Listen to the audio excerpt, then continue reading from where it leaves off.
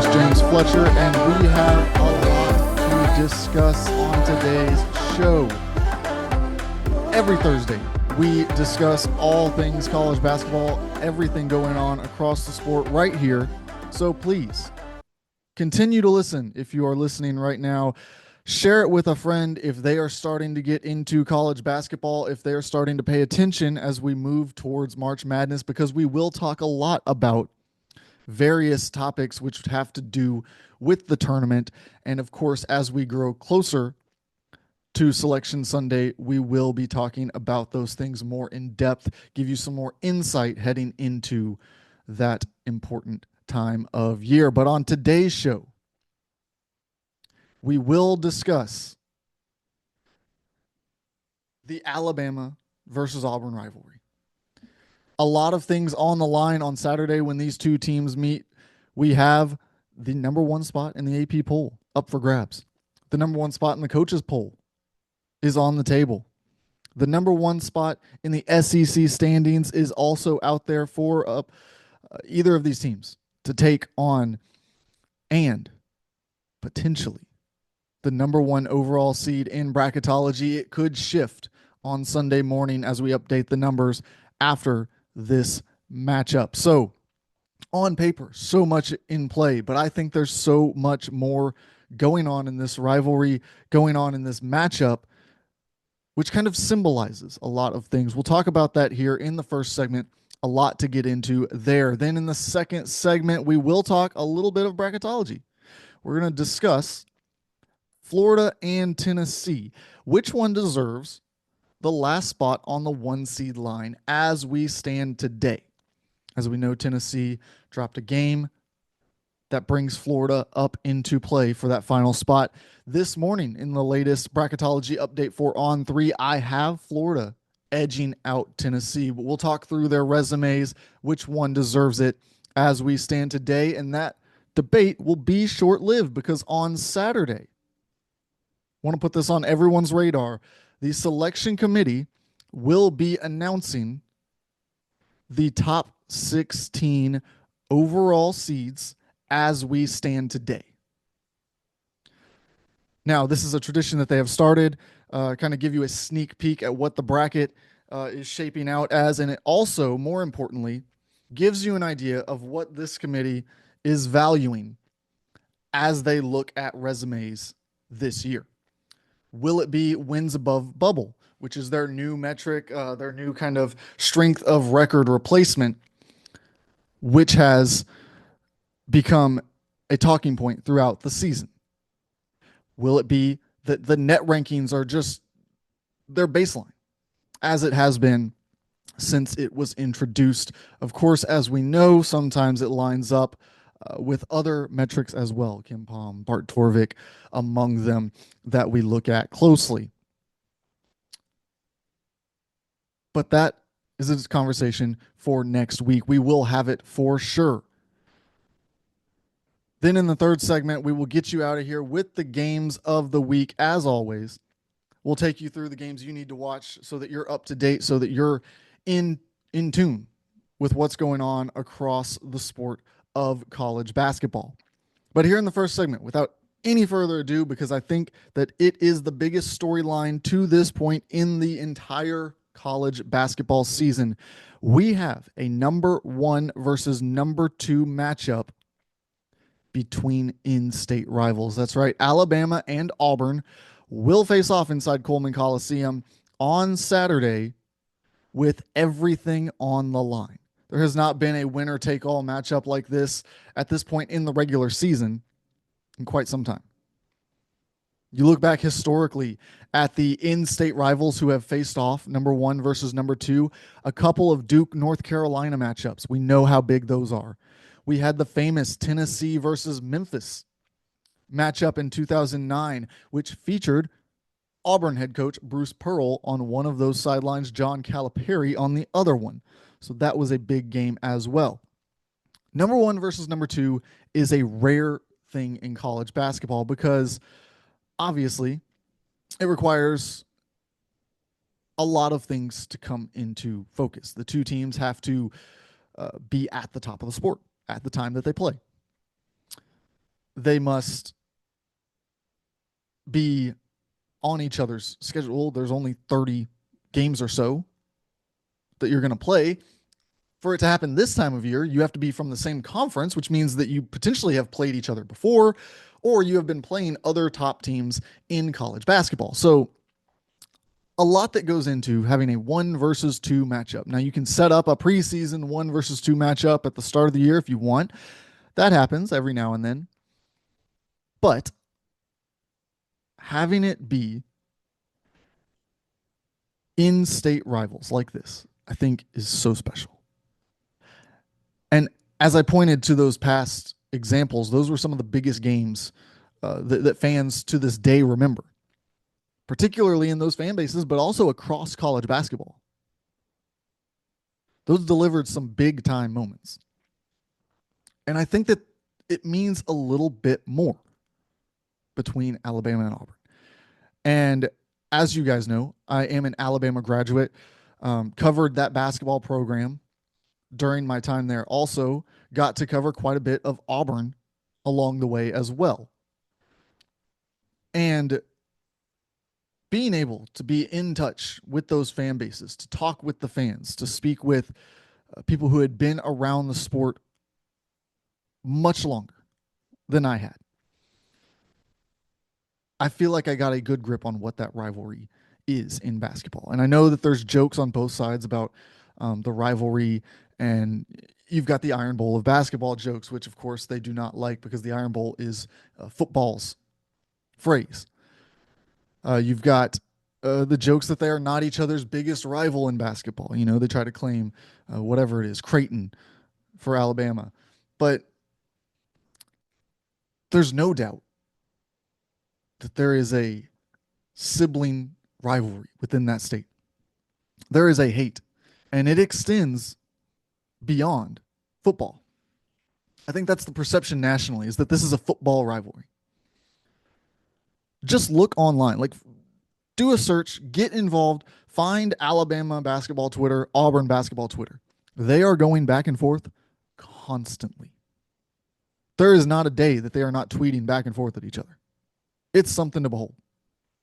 Very active and kind of at the forefront of this modern age of online fandom, with the trolling, with the constant jabs at one another. And that's today. That's kind of the what's going on within the fan bases. But these are two fan bases that have not just had just a rosy trip through basketball fandom. You look back at some of these other programs, Duke and North Carolina, two perfect examples. Sustained success over decades and decades and decades. Alabama and Auburn, if you look back through history, very little success over a long period of time. Very little invested, to be completely honest. Then you start to see an investment in the 60s, 70s. You get into the 80s, and you start to see them invest in having some kind of success. They're going to at least hire coaches who have a chance to build the program. Now, of course, CM Newton, one of those big names at Alabama, but the two on either side, who I have been lucky enough, gotten the opportunity to speak with several times during my time in Alabama, are Wimp Sanderson on the Alabama side and Sonny Smith on the Auburn side. They battled head to head in the SEC during the first and for a long time the only period where both Alabama and Auburn were clicking and successful in meaningful ways through college basketball. NCAA tournament appearances, multiple consecutive NCAA tournament experiences, Sweet 16 kind of runs. You had the introduction of some top talent into those programs. Charles Barkley, of course, played at Auburn. Robert Ory, Latrell Sprewell, Chuck Person on the Auburn side. You have all kinds of former NBA players who start to pop up during that era. And then it tails off a little bit. But in the early 2000s, there's an interesting little reemergence. You get Alabama have its deepest run in program history. You get Auburn with some really good teams there in the early 2000s.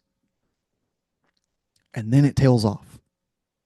And both teams hit kind of a dark period in their program history. Auburn from the late 2000s through really most of the 2010s, there was not a lot of results. And of course, they go out and they hire Bruce Pearl, a controversial decision at the time. Bruce Pearl was still on a show cause. The NCAA had removed him as the Tennessee head coach. He was a successful head coach everywhere he had been. But the NCAA implemented restrictions on what he could do as Auburn's head coach because he was still in violation, still serving that show cause. So Auburn took a massive risk to bring him on as their head coach. And there was not immediate results either. Like I said, he dealt with restrictions. There were things he couldn't do that he needed to do to build that program back up. But Auburn was patient. They let him build that slowly. And how did it pay off? Well, by the late 2010s, Auburn made its first Final Four appearance. Auburn won an SEC championship. Auburn had top recruits committing. And so he completely flipped that program. Then one missed NCAA tournament, got things right back on track.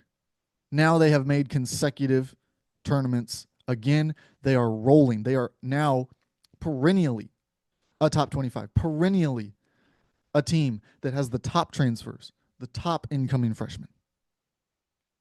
They are in the mix for anyone that they want to bring in. The investment has only grown. We see Neville Arena. The commitment outside of just NIL, outside of recruiting budget, staff budget. We see what Auburn has given Bruce Pearl more than any of the funding is loyalty. And I think that's a big, big part of why he has repaid that loyalty.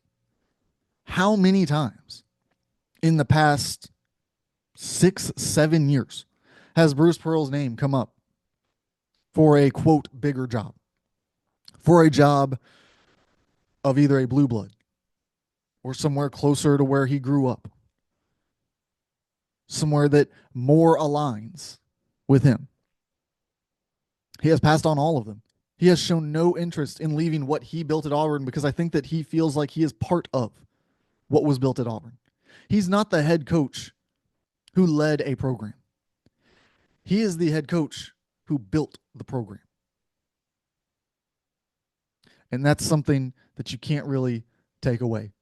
That's why I think that Bruce Pearl is entrenched as the Auburn coach.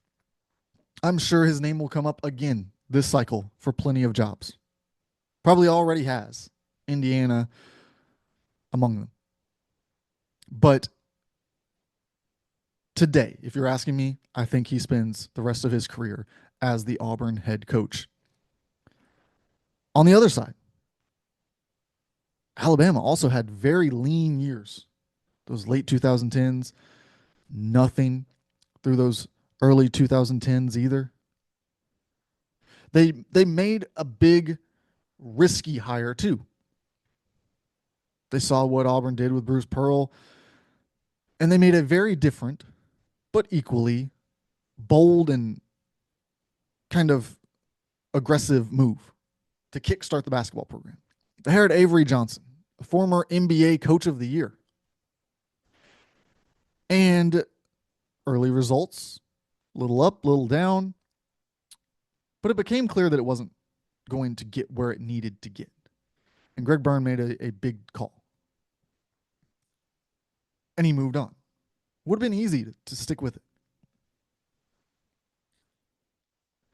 But he identified Nate Oates at Buffalo, who was not that kind of big household name. He was not even somebody who was on most fans' radar until Buffalo defeated Arizona in the NCAA tournament.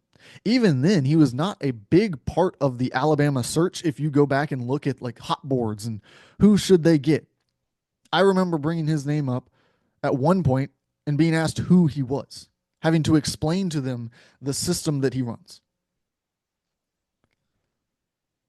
And so for Greg Byrne and Alabama to go out and believe in his vision was a big risk. I mean, he did it at Buffalo. And yes, there was a lot of analytics that went into it, a lot of just building foundation that promised to translate. But we didn't know how he was going to recruit. We didn't know, in the same way that we didn't know if Auburn and Bruce Pearl were going to be able to overcome the restrictions. We also did not know if this staff coming from Buffalo was going to have what it took to recruit at the level that was needed at Alabama, at least to build them into what they wanted to be. Well, he came in and he worked with what he had early, and he found some success. And now, it, much like Auburn, has turned into a factory for these guys who have a shot at the NBA. For Nate Oates, he is one of the coaches who is on the forefront of college basketball. And when I look at the jobs of both of these coaches, it's so hard to decide which one I think is the most or the more impressive of the two. I would lean towards Bruce Pearl just because of where things started. But I also acknowledge that Nate Oates did not come with the pedigree that Bruce Pearl had already built up when he took over the Auburn job, regardless of where things stood in that current moment. But regardless, they are both the faces, among the faces, in the top 5 for sure of the top coaches in college basketball. Both have adapted, both have adjusted, both have changed as the landscape has changed in college basketball and been willing to take on each new challenge. And it has benefited their programs greatly. So what is on the line in this Alabama versus Auburn game? It's more than the number 1 overall seed in the NCAA tournament, more than the number 1 spot in the AP poll or the coaches poll, more than number 1 in the SEC standings, a potential regular season title, the 1 seed heading into the SEC tournament. What's really on the line in this game is history. It's another data point. These two teams have driven each other throughout history. Both have been at their best when the other one was also at their best. When one sees the other succeeding, they invest heavy. They throw the resources at it to compete. But this is one place where you can't go back and forth. You can't volley. I just said Duke and North Carolina have only faced off as 1 and 2 a couple of times. And forever, whoever wins this matchup will be the team that won the first ever 1 versus 2 matchup in rivalry history. So a lot on the line. I hope that fans are fully invested, who fully understand how big this game is. This is not just a big matchup. This is not just somewhere where College Game Day is going. This is an unprecedented investment, reaping the ultimate benefit. And 2 rivals who are tied together throughout history. So I think it's going to be a fun game. I'm looking forward to it. Can't wait to see the result there. On the other side, we're going to talk about Florida and Tennessee, two more rivals, two more SEC teams. They are both on the edge of the one seed line in bracketology. We'll discuss which one deserves that final spot on the top seed after this.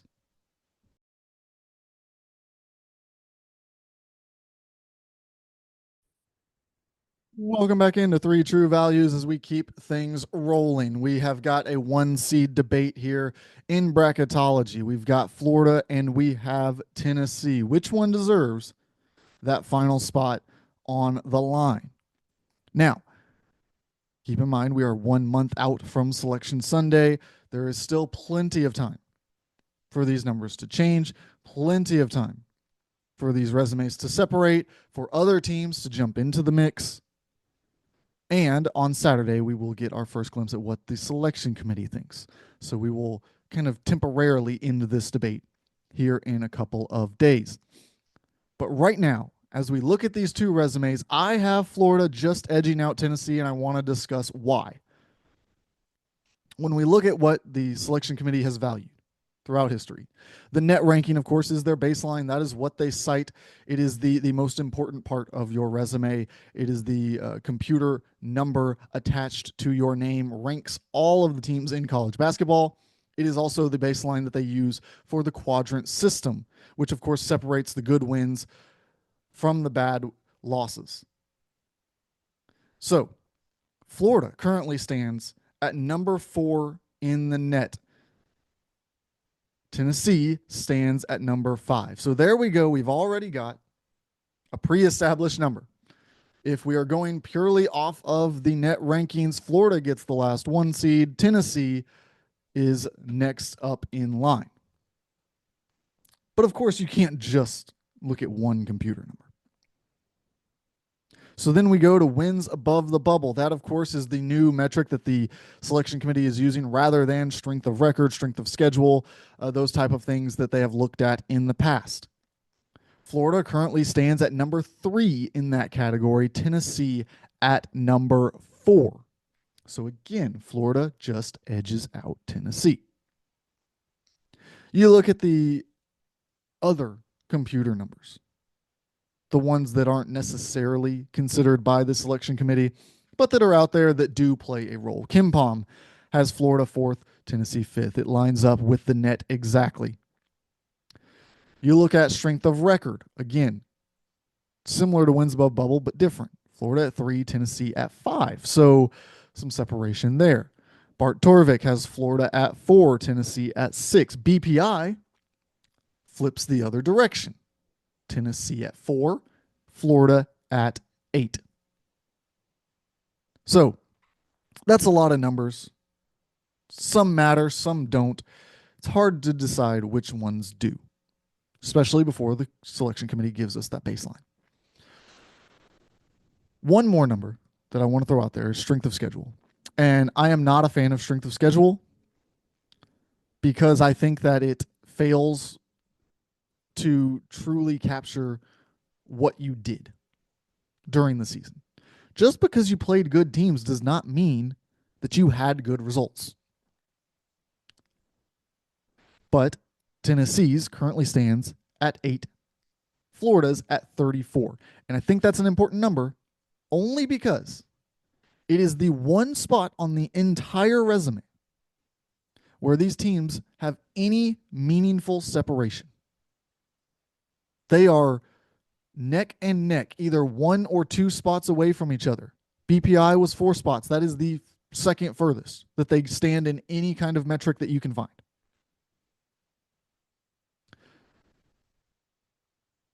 And so when you look at that gap, you think, okay, Tennessee, in theory, has played tougher games. So what does that mean? I think what it generally means and what it has meant to this point, if you line it up with the other data, is that Tennessee kind of has a at least one game gap. If Tennessee finishes with 5 losses and Florida finishes with 4, Tennessee probably gets the edge. But Let's go to the quadrant system. What does the quadrant system have to say about that strength of schedule, about the wins above bubble? Currently, Florida with their 21-3 overall record, of course, Tennessee at 20-5. So 2 less losses for Florida with 1 more win. Now, of course, the wins will, like, the number of games will even out by the end of the season, or not once we see conference tournament play. Florida stands at 5-3 in quadrant 1. So all of their losses have come in quadrant 1. There are no bad losses on this resume. So we can rule that out. We're not going to separate these two teams based on a bad loss on Florida's side. Tennessee in quad 1 is 8-5. So again, that's all their losses. They're all up there in quad 1. We can eliminate anything below quad 1 as a reason to rule out one of these teams. So as we look at that number, though, Florida with 2 less losses in quad 1, but 3 less wins in quad 1. So it's interesting. How do we balance those two things? Because Tennessee's losses are good losses. Those 2 losses are 2 good losses. But do those 3 good wins outweigh those 2 good losses? That's the debate that we're going to have here, because in quad 2, Florida is 7-0. Tennessee is 2-0. So now if we look at it as the top half and the bottom half, if that's how we choose to separate these two things, we're looking at 12-3 Florida versus 10-5 Tennessee. Now it starts to lean towards Florida. If we think that quad 2 should also have an impact, it tilts towards Florida. Because you're talking about 2 more good wins and 2 less good losses. Quad 3 and quad 4, again, not going to come into play here. They are both 3-0 in quad 3. Florida with 6 wins in quad 4, Tennessee with 7. So we're not going to be able to separate anything there, and they're not going to play any more games in that category either with how strong the SEC is.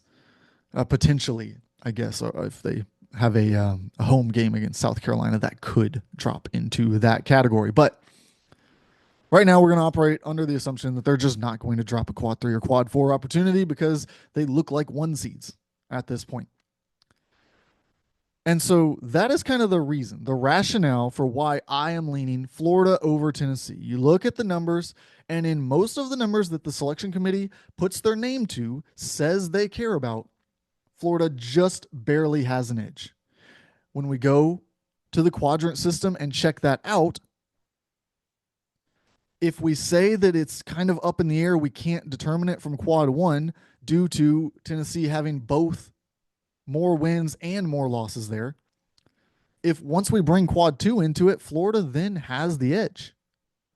And so that's why for now, I am leaning towards Florida in that last spot on the 1 line. Of course, this can all change. As I said, I think based off of what I've seen in the numbers that Tennessee kind of has a 1-game head start here. So if Florida suffers another loss, I think Tennessee has every opportunity to jump back up there.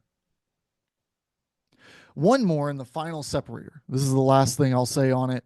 Right now, what puts Florida in this position and what has vaulted them here is the win against Auburn. Because there's no question that right now that is the best win in the country. They have the best win. They went to Auburn and won. So, like I said, if we're on quad 1, we're weighing, well, do we take the more wins? Do we take the one with less losses? What do we do? You take in quad 2 and you say, I don't really care that much about the quad 2 because we're talking about the elite of the sport. Well, one of these teams has the best win in the country. Plain and simple, I think that's kind of where the debate ends for now.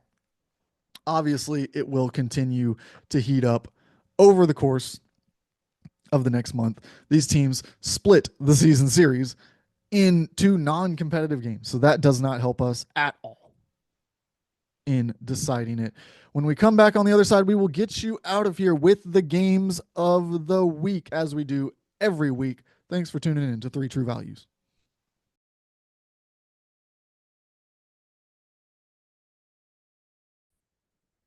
Welcome back as we wrap up today's episode of Three True Values with the games of the week. As always, we'll get you out of here with the games you must watch over the next 7 days of college basketball. Tonight on Thursday, we have Maryland and Nebraska. Nebraska creeping up onto the right side of the bubble again. After a little skid, they've gone on a win streak here and kind of righted the ship. Maryland, of course, kind of in the middle of some of those seeding. Some they're a good, solid NCAA tournament team. We'll just put it at that. Then on to Friday, we've got UCLA and Indiana. Now, Indiana seemed like they were completely off the bubble. Mike Woodson's retiring. We've got all kinds of stuff going on. And now suddenly they're back. Like they pick up a big win against Michigan State, and now you suddenly can't rule them out on the bubble once again. So, not going to put them on the right side of the bubble anytime soon, but here's a big opportunity to move in the right direction. They've got UCLA at home. Now, UCLA continues to drop games when they travel to the Eastern or Central time zone. They are incredible in the Western time zone. Eastern, not so much. Well, they take on Indiana after traveling across the country. So we'll see how they can adjust this time out. Then on Saturday, you know where we're going. It's Alabama versus Auburn, number one versus number two. We talked about it in the first segment. If you somehow missed it, not sure how because this is a podcast, please go back and listen to that preview. Then on Sunday, we've got St. John's and Creighton, a top 25 matchup in the Big East, a big one at the top of those conference standings. On Monday, we've got Arizona and Baylor that we're going to be watching. An interesting one because Baylor has kind of floated the wrong way. They're kind of drifting in no man's land right there. Like, I wouldn't call them a bubble team right now, but they are not far away from it. And so going to be important for them to pick up a couple of these big wins. They've got a home game against Arizona, who, of course, is highly ranked. At this point, their computer numbers are great too. Then on Tuesday, we've got a couple different ways we can go, but I am leaning towards Purdue and Michigan State, a big one in the Big Ten.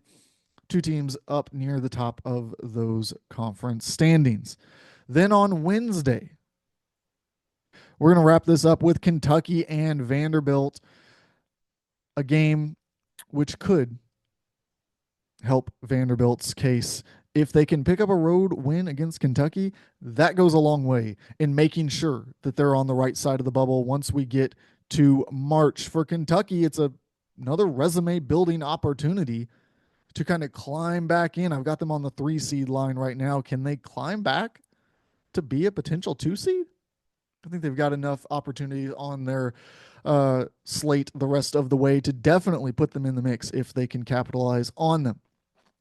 We will see you on Tuesday for a mailbag episode. If you have questions, please submit them. Happy to answer as many of those as I can. Already have some which have come in, and we will get to those on Tuesday. Then on Thursday, we will be back with our regularly scheduled show. We will talk about all kinds of things. Of course, the selection committee's decisions for the top 16 seeds, among them probably a little bit of what happened in Alabama and Auburn as well. So you'll want to tune in right here on Three True Values. I'm your host, James Fletcher. Thanks for tuning in.